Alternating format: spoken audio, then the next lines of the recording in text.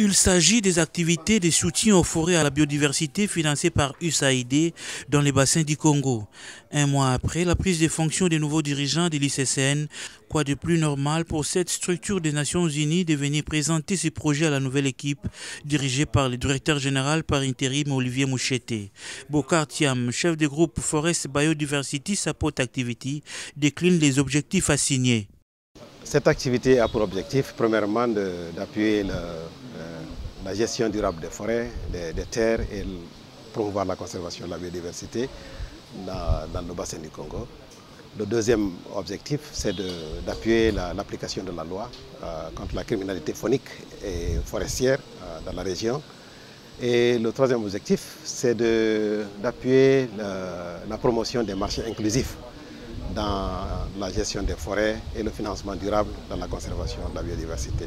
Au cours de leurs échanges, les deux parties ont discuté de manière détaillée du calendrier d'activités à mettre en place pour permettre à la nouvelle équipe d'en tenir compte dans son programme. Bokar Thiam s'est dit satisfait du nouveau dynamisme à la tête de l'ICCN. Je sors de cette réunion avec un sentiment très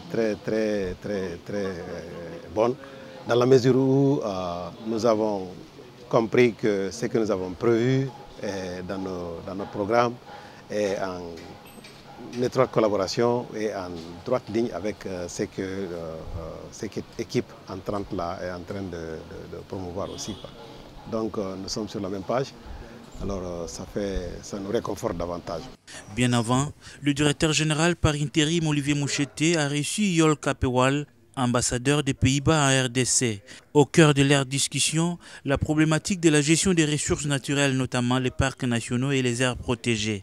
En sa qualité de président du groupe interbailleur Environnement et Climat, Yol Kapewal veut comprendre ce qui se passe en vue d'élaboration d'un plan de travail pour la future collaboration entre son pays et l'Institut congolais pour la conservation de la nature. En tant que bailleur de RDC, on a besoin vraiment d'une bonne coordination, de mettre les priorités pour faire des programmes avec un impact. Alors là, ce que ICCN peut attendre de nous, les bailleurs, est d'avoir une vision commune, d'avoir un partenariat qui travaille vraiment ensemble pour les résultats.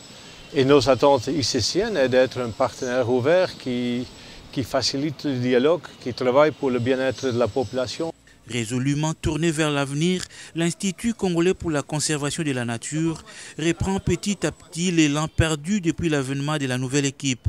Olivier Moucheté, qui souhaite à tout prix changer l'image de cette institution congolaise, ne cesse de se battre jour et nuit à la recherche des partenaires viables.